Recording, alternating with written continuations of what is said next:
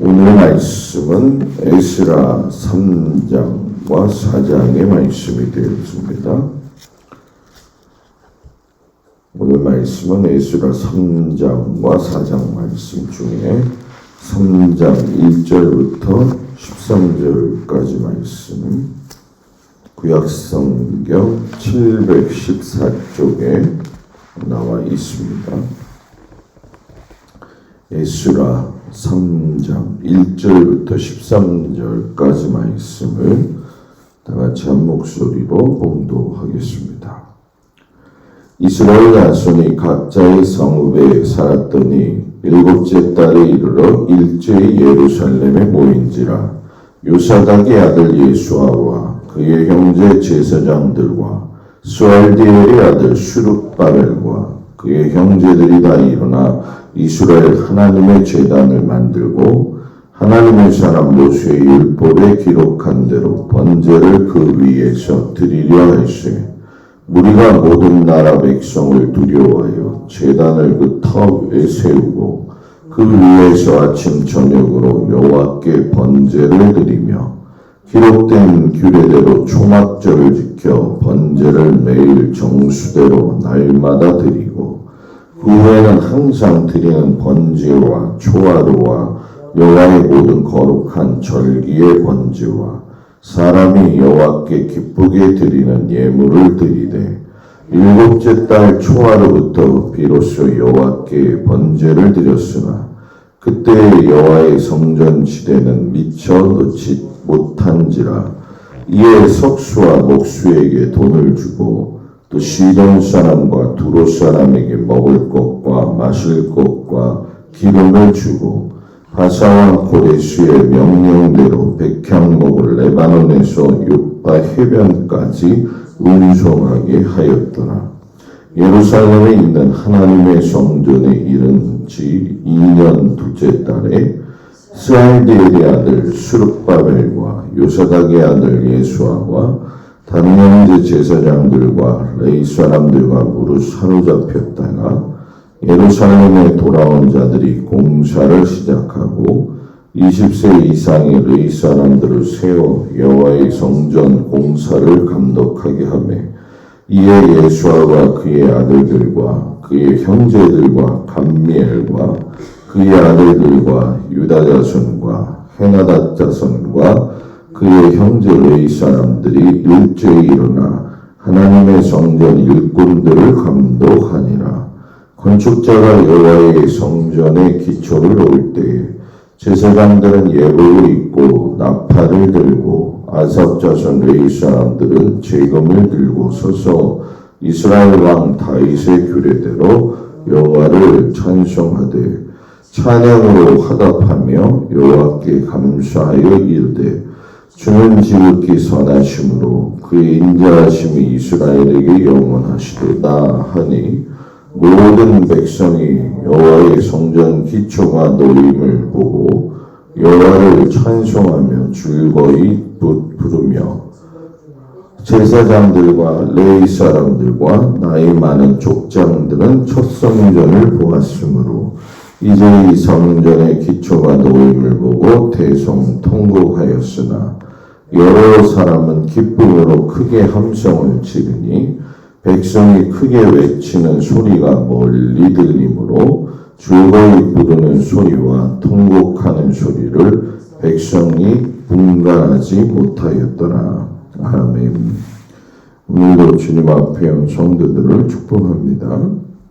70년 만에 바벨론에서 다시 유대로 돌아온 1차 기한자들이 말씀의 시작을 보게 되니까 3장 1절에 각자의 성읍에서 일곱째 달, 그러니까 7달 동안 각자의 성읍에서 살다가 예루살렘에 7째 달에 이제 모였다, 이렇게 얘기를 해요. 이 귀한 공동체 그리고 재건 세대가 바로 오자마자 그들이 이제 막 재건을 한 게 아니라 왜 7월을 맞이해서 기점을 가지고서는 모였을까?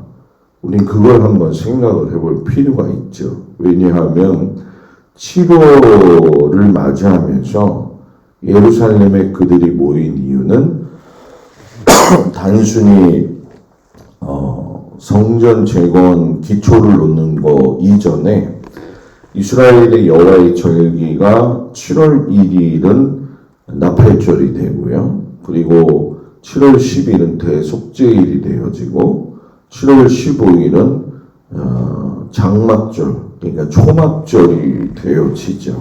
이렇게 가장 중요한 절기가 7월에 다 모여 있기 때문에 이들이 그때에 맞추어서 예루살렘 성전에 모였다는 것은 제일 먼저 해야 될 게 무엇인가? 바로 제사 회복이었다라는 얘기죠. 하나님 앞에 제사를 먼저 회복하자.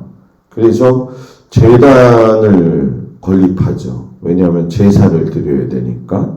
그리고 제일 첫 번째로 드린 예배가 상번제가 되어져요. 이 상번제는 그날의 아침에 하나님 앞에 드리는 귀한 예배가 되어지죠.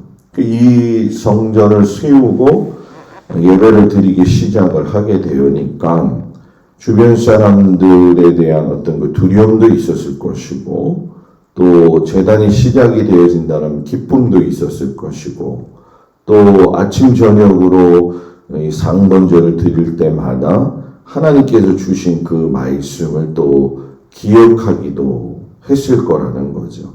그래서 에스라 3장 4절에 보게 되면 이것이 어느 시점에 맞추냐면 초막절을 지켜 번제를 매일 정수대로 날마다 드렸다라고 이야기를 해요. 우리가 초막절 잘 알다시피 이스라엘이 애굽 땅에서 나와서 광야를 지날 때에 하나님께서 너희가 이 광야를 다닌 것에 대해서 한번 깊이 생각해 보아라 하시면서 그 의미를 두고 가르치셨잖아요. 그러니까 이 예배가 시작이 되어졌는데 문제는 지금 성전 지대는 완전히 세워지지 않은 거죠. 그냥 예배 드릴 수 있는 제단은 만들었는데 성전의 어떤 기공식은 시작이 되어지지 않았다라는 거예요. 그래서 모든 제사가 회복이 되어지는데 속죄 제사는 회복이 되어지지 못해요. 왜냐하면 이 속죄 제사는 성소와 지성소가 있어야지만이 법궤가 있을 때에 그 위에다가 피를 뿌려서 드릴 수 있는 제사였기 때문에 아주 완벽하게 이루어지지 않았다라는 거죠. 그래서 이스라엘 백성들이 바벨론에서 돌아오면서 그들이 제일 먼저 회복해야 될 것을 예배에 대한 회복을 삼았다는 것은 그들이 예배에 실패했다라는 걸 알았다라는 거예요. 그러니까 우리가 예수를 믿으면서도 그렇지만 하나님을 믿는 백성들에게 제일 중요한 게 뭐냐?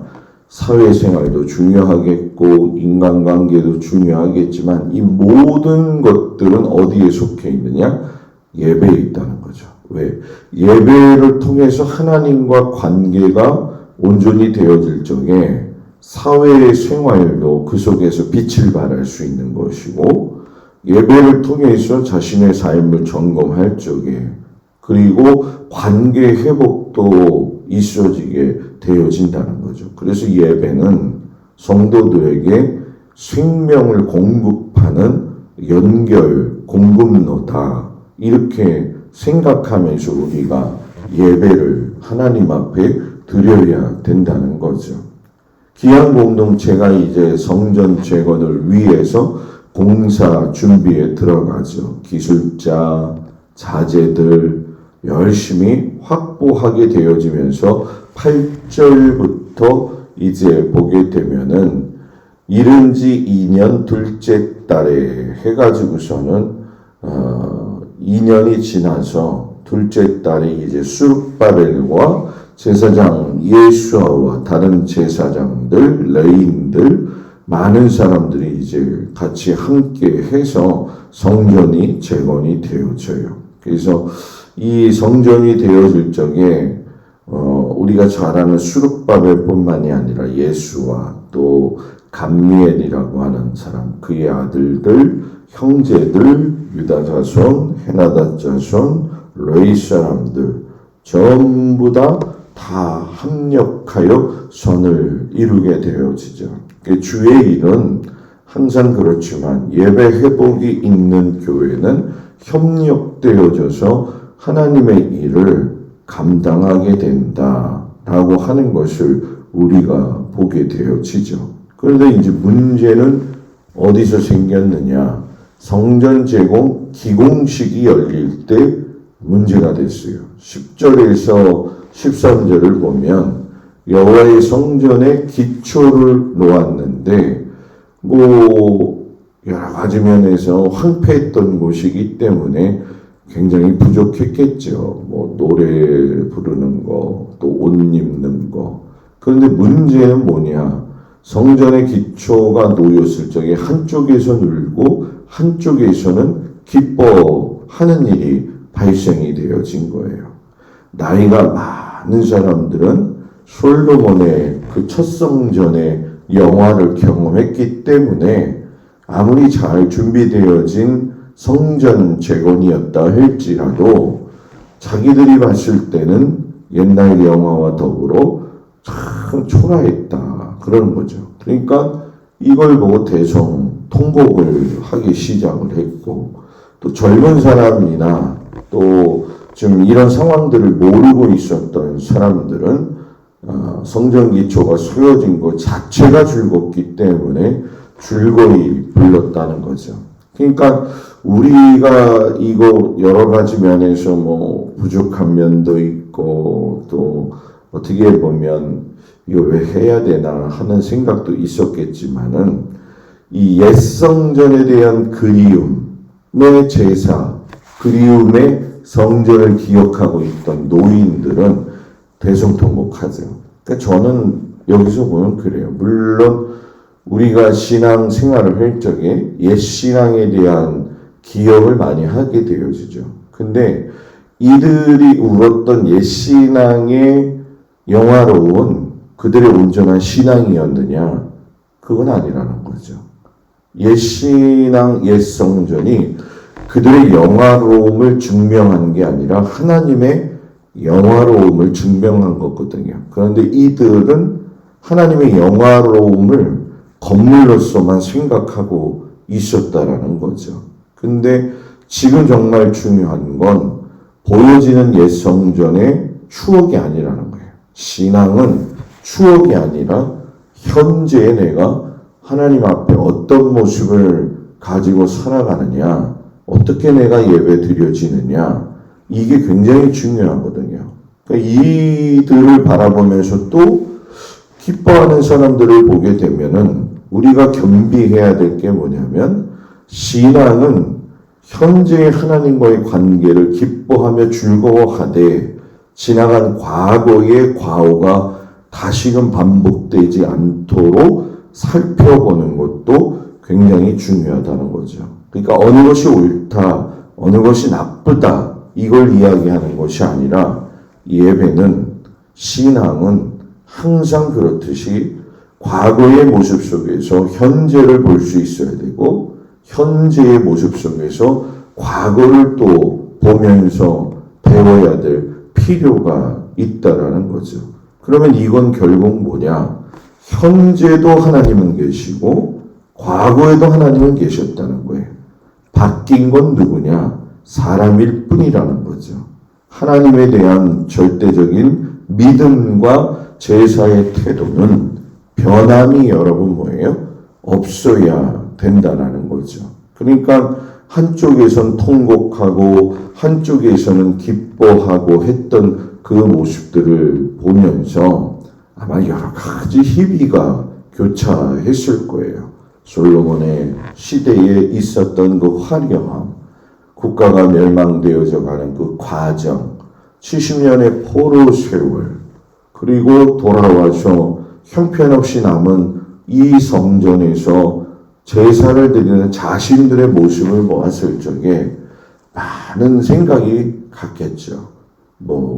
이런 일이 일어난 이유가 우리들의 죄 때문이었지. 그러면서 또 이 죄를 사해 주시고 다시금 성전 건축을 해서 하나님의 그 은혜 안에 살 수 있게 하신 것도 또 감사했겠죠. 그러니까 여러 가지 만감이 교차했을 거라는 거예요. 그런데 이런 성전 재건을 하고 있는데 문제가 생긴 거죠. 왜냐하면 그 땅에 있던 사마리아인들이 4장에 가서 1절, 2절에 보게 되면은 우리도 너희와 함께 건축하게 하라. 우리도 너희같이 너희 하나님을 찾노라. 이렇게 얘기를 해요.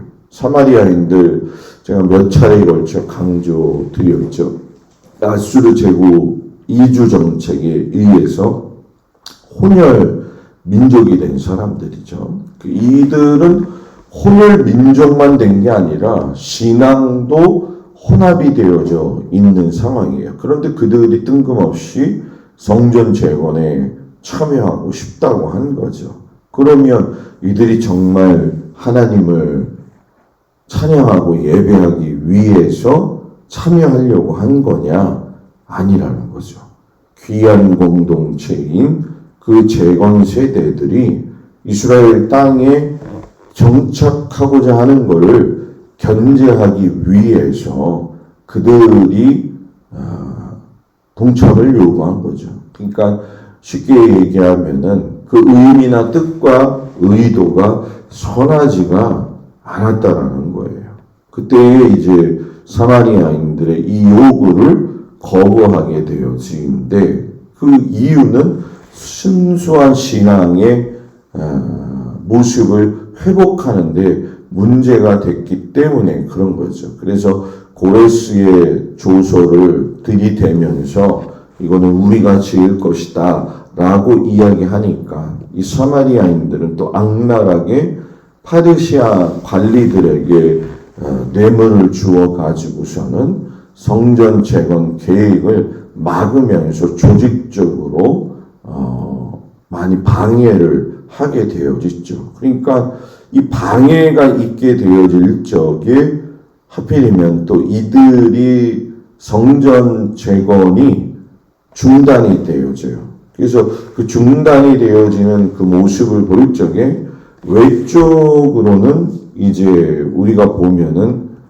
이들이 괴롭혔기 때문에 중단되었다 이렇게 생각할 수 있지만 학계 선지자가 1장 3절 5절에서 보면은 뭐라고 이야기하냐면 성전이 황폐하였거늘 너희가 이때 판벽한 집에 거주하는 것이 옳으냐 이러므로 이제 만군의 여호와가 이같이 말하노니 너희는 너희의 행위를 살필지니라. 그러니까 참 사마리아 사람 또는 이방 사람들로 인해서 이 성전 재건이 무려 16년이 중단이 되는 거예요. 그러면 이제 학계를 통해서도 이야기가 되어지는 것이지만 16년을 중단했다. 그 정도의 방해가 있었다라고 하는 것도 중요하지만 그 정도로 중단될 정도로 그들과의 관계 속에서 이들이 뭘 잃어버렸다는 거죠. 그게 뭐냐? 여기에 온 이유가 뭐라는 거죠. 그들은 하나님의 성전을 재건하라고 온 사람들이죠. 그러니까는 이 학계 선지자도 너희들이 건축을 안 하고 지금 중단한 거는 저 사람들의 문제보다도 너희들의 문제를 더 바라는 거예요. 왜? 너희들이 이걸 극복하고 나아갈 수 있어야 되는데 현실이 이러니까 타협했다라는 거죠. 그러니까 신앙도 마찬가지고 삶도 마찬가지인 것 같아요. 우리가 어떤 일을 해갈 적에 이것이 타협을 하는 게 좋은 거냐 밀고 가는 게 중요한 거냐 여기서 우리가 분간을 잘 못하는데 사람하고는 타협하되 그 속에서 하나님의 뜻을 발견해야 되는데 그 속에서 하나님의 뜻을 알지 못하면 타협이 자기 합리화가 된다는 거죠. 그리고 타협을 통해서 하나님의 뜻을 따라 살아가는데 하나님의 뜻을 발견하지 못하면 그건 자기 고집이 된다는 거예요. 그래서 이걸 깨닫는 게 신앙생활에 굉장히 아주 자기한테 플러스냐 마이너스냐 이거를 알게 된다는 거죠. 그래서 믿음의 사람은 내가 어떤 관계가 되었든 어떤 그 상황 속에서의 모든 것들의 초점은 누구한테 맞춰줘야 되냐? 왜 이 일이 하나님의 뜻에 맞는가? 왜 이 일을 해야 되느냐? 왜 이 일을 하지 말아야 되느냐? 이거는 뭐 세상 돌아가는 스타일의 어떤 그 부분을 가지고 생각하는 게 아니에요. 이게 하나님 기뻐하실까? 이게 하나님 어떻게 보실까? 거기에 초점을 맞추게 되어지게 되면 타협하다가도 주님 뜻대로 살아야지. 그러니까 학계가 보니까 이스라엘 백성들이 지금 너희들이 지금 성전 건축하러 왔는데 저들이 저렇다고 해서 여기서 머무를거릴 거야? 16년이나 그랬어. 이제 해야 되지 않겠니? 이렇게 이제 신앙에 동료를 하게 되는 거죠. 그러니까 이거는 고집이 아니라는 거죠. 하나님의 뜻을 이루어 드린다라는 거죠. 그러니까 이 주변에서 이 뜻이 막 이루어지니까 막 고소하고 조서를 올려요. 그래서 이들이 고소하는 내용을 보면 유대인들이 패역합니다. 악한 성읍을 건축합니다. 성벽 재건시키면 반역할 겁니다. 조세, 조공 다 안 낼 겁니다.